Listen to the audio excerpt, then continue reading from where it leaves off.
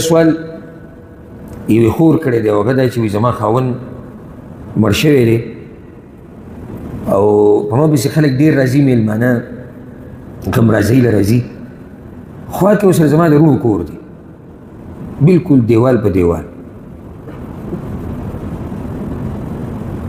او زه چې دی نه عفوا خوا کې ورسره زما د پلار کور دی او زه عدت وي د پلار په کور کې تېروم ځکه چې د خاوند په کور کې یوازې وم او دا خو عذر دی داسې ټایم کې ښځه راتلی شي نو زه د پلار په کور کې عدت تېروم د پلار د کور سره خوا کې د چا کور دی د رور کور دی دیوال په دیوال نو زما خواله خلک ډېر راځي زما مور بیماره ده مشره ده هغه تنګېږي هغې ته تکلیف دی نو که زه چېرته د ورځې د رونو دې کور ته اوړم د دې لپاره چې مېلمنو استقبال هلته کوم د شپې بیا راوړم دلته راځم زما دا کار به صحیح او که نه الجواب کومه ښځه چې عدت تېروي د خاوند د مرګ نه بعد یو خو دا وي چې زه د پلار کور ته تللی یم نو دا عذر دی ځکه چې څوک راسره نه وو یک یوازې به کور کې و نو څنګه هلته وخت تېر نو عذر شو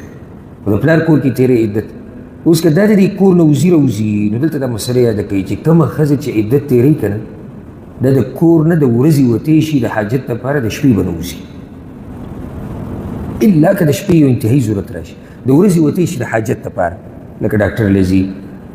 کور له څه سامان راوړي څه ضرورت او دې کې حدیث دی د جابر رضی الله عنه هغه وایي زما خاله وه ترور مې وه نو هغې له خاوند طلاق ورکړي او دا اگر که دغه مسله ده د طلاق په دغه زه ضرورت مسله ذکر کوم نو هغې عدت تېرو نو طلاق هم عدت دی نو خوا کې ورسره د هغې باغ و کجورې وي ونې وي هلته به ورته راوته نو یو کس ولیده نو هغه کس منع کړه نو وایي چې هغه په رسول الله صلی پسې لاړه چې یا رسول الله دا مسله ده دا امام ابو داود دا روایت راوړی وي رسول صلی الله ورته وایي چې ته وځه وتی شي ته ځکه چې کله ته وځې د دغه ونو د ساتلو دپاره د ځمکې د ساتلو دپاره سبا له به ته صدقه وکړي یا څه د خیر کار به پکې وکړي دغه شان یو روایت کې داسې هم راځي چې څه کسان شهیدان شوي وو د احد په غذا کې نو د هغوی بیبیانې په رسول الله پسې راغلي یا رسول الله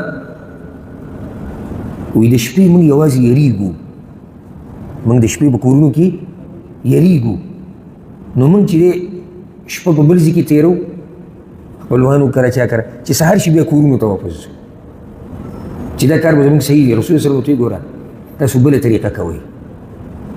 ځئ د چا خواته که هغه خپلوانو کور دی که د څوک ملګري دی د هغې خواته ورځئ لاړ شئ هغې سره کښېنئ وخت تېر کړئ کله چې د خوب ټایم راشي نو بیا دې هر زنانه خپل کور ته واپس لاړه شي